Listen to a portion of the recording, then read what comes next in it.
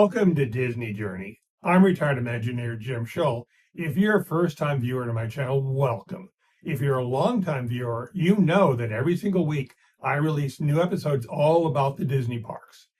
History, context, opinion, told through the view of a retired Imagineer. This episode I want to be talking about the return of the magic of Disney animation to Disney Hollywood Studios there in Disney World.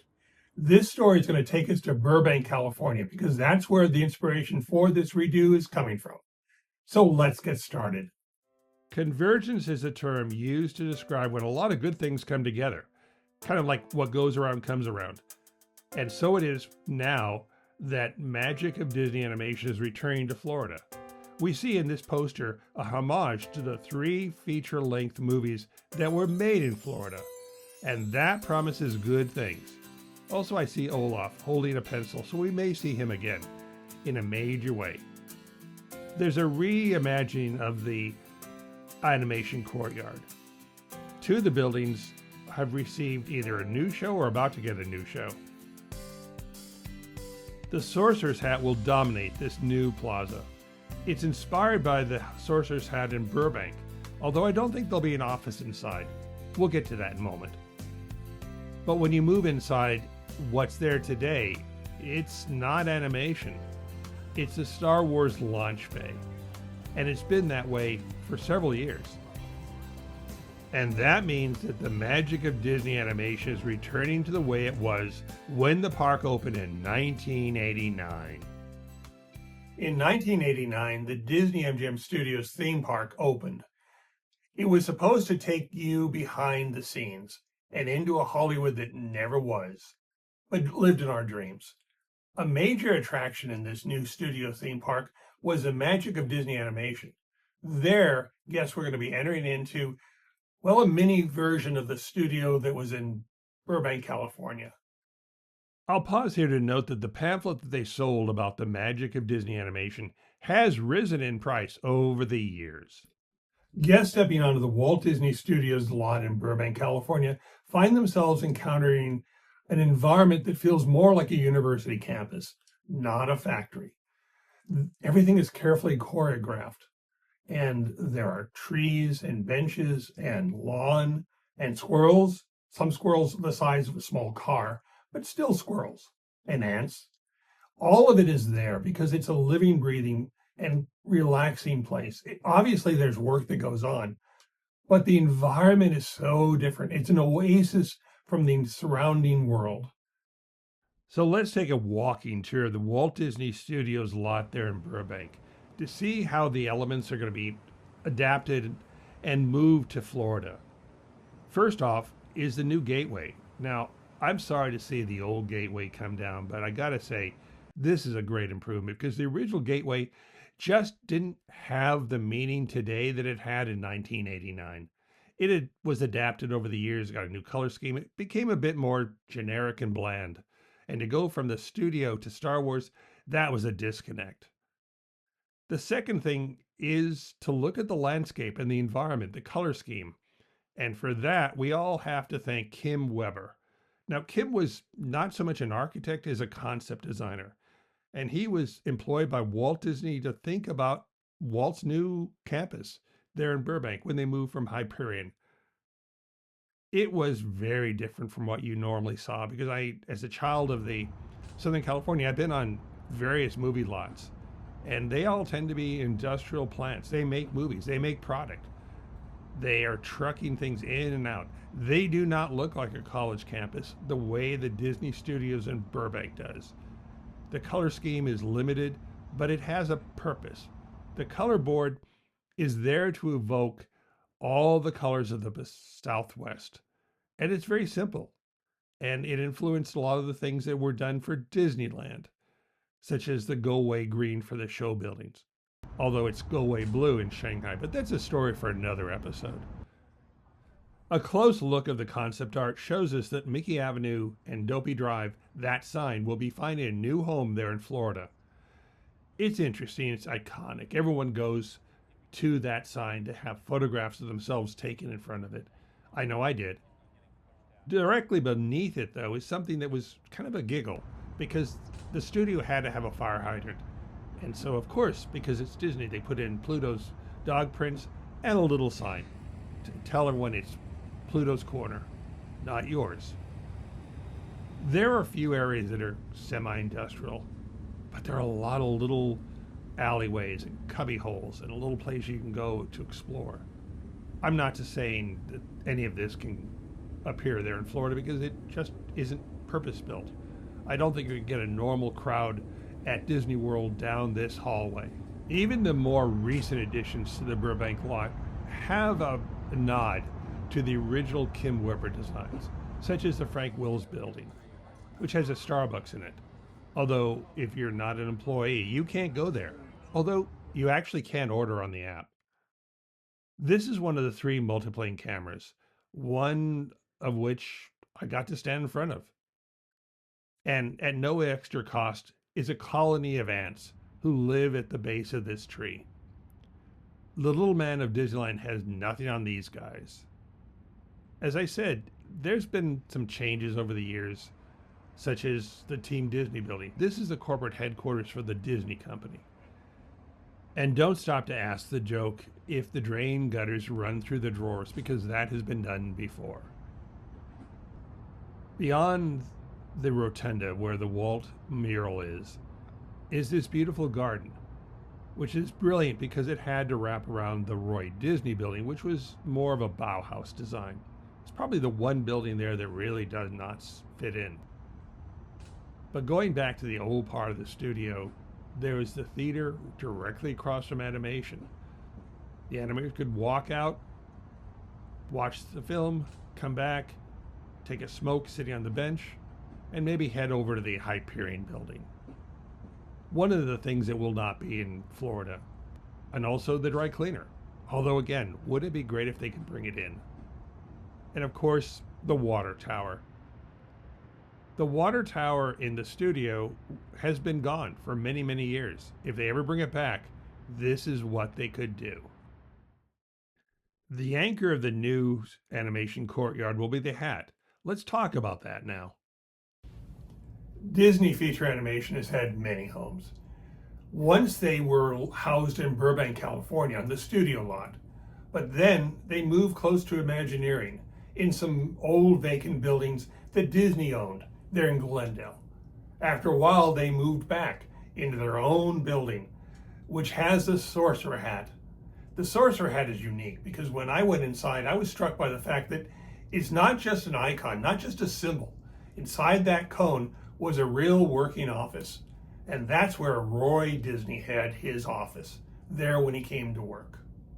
But I also found out it looked great, but building an office with conal-shaped walls that tapered in and up is kind of like building on a ship. You're always watching your head.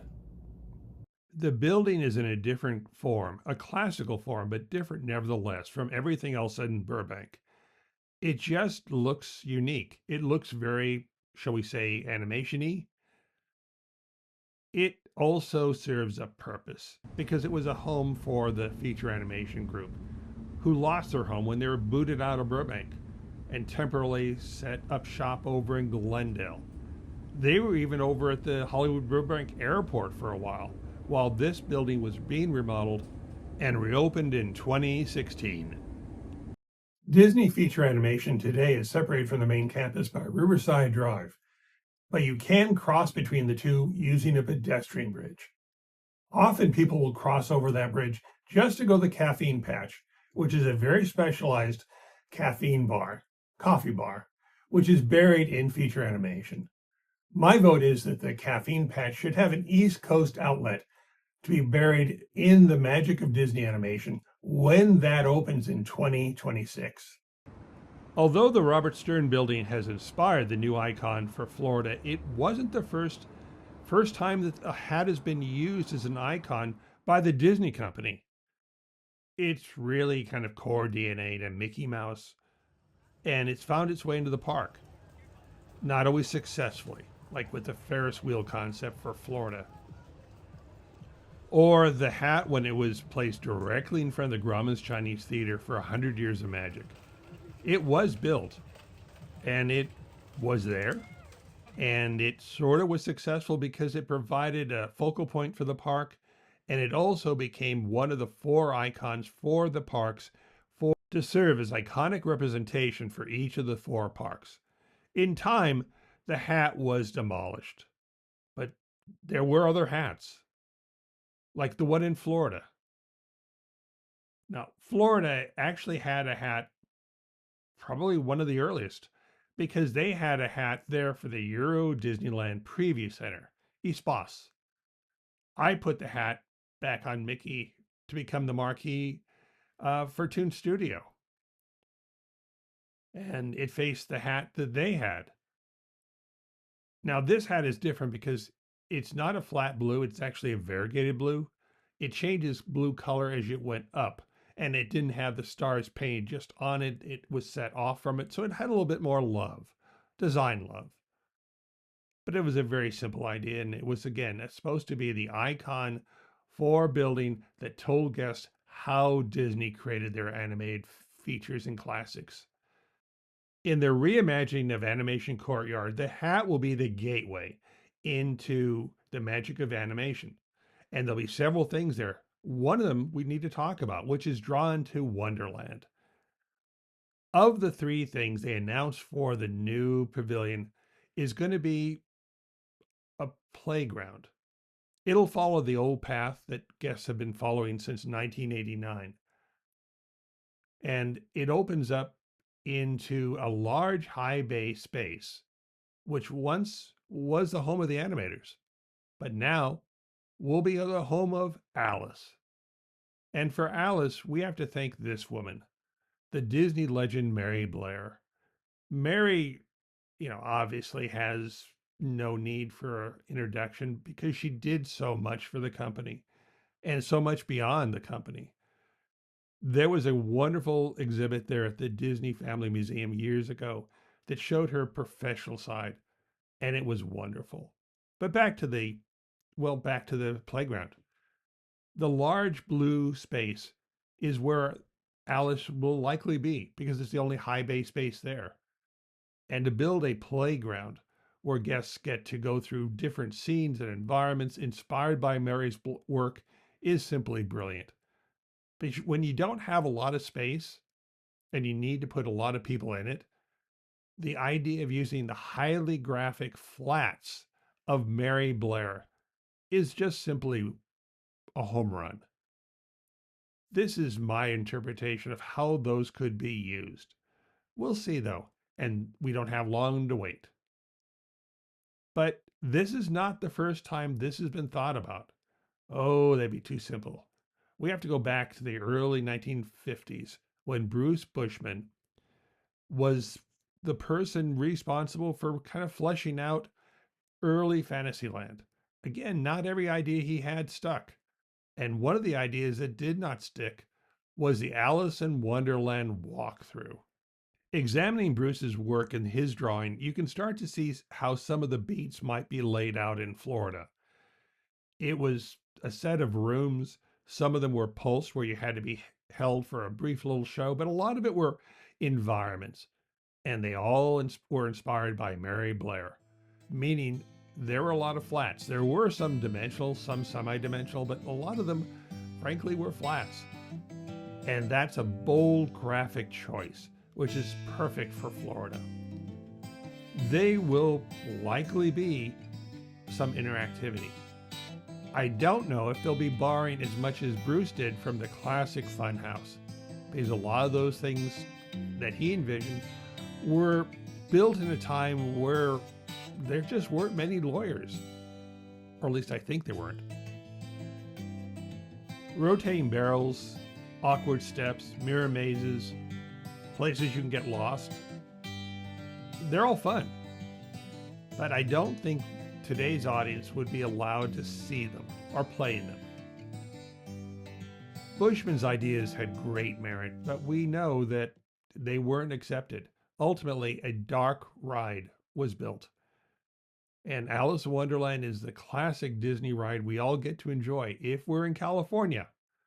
However, there are other Alices, and if we follow the way that the Cheshire Cat is pointing, we'll find ourselves there in Japan. Now, in Tokyo, they didn't have an Alice for a very long time, and they don't have a traditional Alice even today. But they do have a great representation because just next to the Mad Teacups is a Queen of Heart restaurant. And there, again, borrowing from Mary Blair's highly stylized, flat, bold graphic palette, we find ourselves in a world of Alice. Moving on, we find ourselves in a real Alice. This is the Alice Curious Labyrinth, their DLP in their Fantasyland. So, as I said at the beginning, convergence is the word. Here we are with the animation courtyard that opened to guests in 1989. We have a space that has been used for many other reasons. Now it can get a return to its roots, a celebration of Disney animation in all of its forms, including that form pioneered and championed by Mary Blair.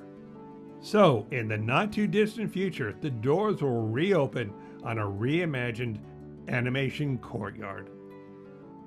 There are several great books about Kim Weber and Mary Blair, and I'll leave a link about them in the show notes. That brings this episode to a close. I'll have another new episode next week. Until then, I want to thank you for watching and also for sending me your comments. And please, just like these good folks, consider subscribing to Disney Journey. Your channel support, well, it keeps me going, not just in financial means, but it tells me you really do like what I do. So I want to thank these folks and encourage you to join as well. Until the next time then, it's goodbye from Lost Canyon.